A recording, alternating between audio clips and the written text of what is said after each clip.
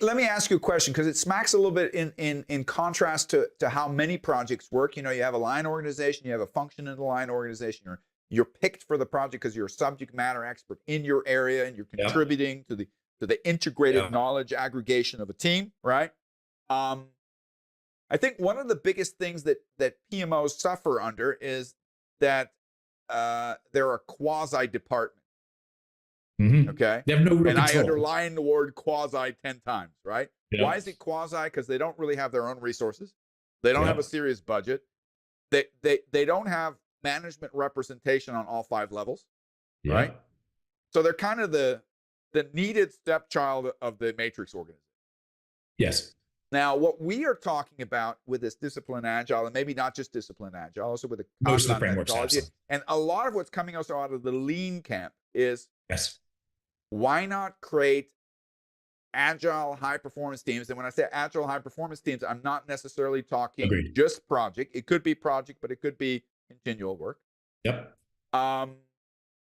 Would you be a proponent? Would you be a supporter of the concept that regardless if it's under a VDO or a PMO or whatever structure it should be, or guild, whatever you want to call it, that it would be smart for organizations in the future to have a certain dedicated pool of resources that work on the out of the ordinary? And you absolutely can do that. You can build those, traditional SWAT teams, things like that. And let me say this: there are different structures that you can build with your teams. The traditional agile structure is a cross-functional. Developers, testers, and not just in the IT space, whatever. Bunch of people with different skills on the same team. That's your primary team that you want to build out. Well, there are some cases where it just does not work. Right, where that's not the right team, and maybe you've got a skill set that is really hard to find. Right, maybe there isn't enough work in the organization. That's another issue.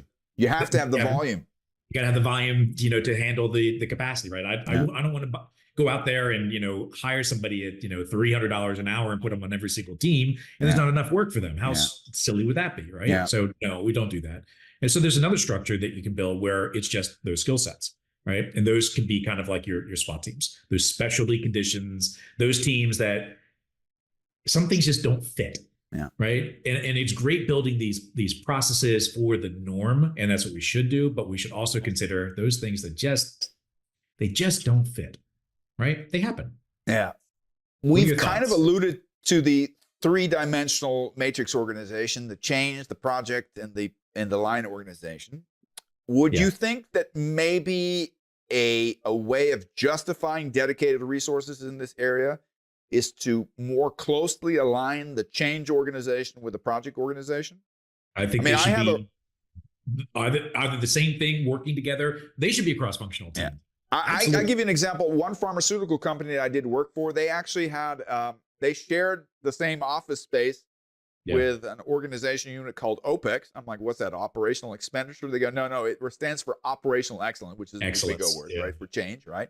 And they use basically lean methodologies, also the waste and stuff like that. And I said, who came up with the idea that you guys should be sitting on the same floor? Because if it was intentional, it was brilliant. And if it was unintentional, it was unintentionally brilliant. Because that's exactly if you've got limited resources and you want to eliminate also redundancy, which I believe one of the ways that's not often enough addressed is the redundancy factor. People doing the same thing with different processes, with different templates, and arguing about, no, my way is better than your way is a waste of time, if you ask me. It can help to create better processes, but if you never resolve it, it's a waste of time. So you think that might be one way to kind of reaffirm that special team? Yeah, absolutely.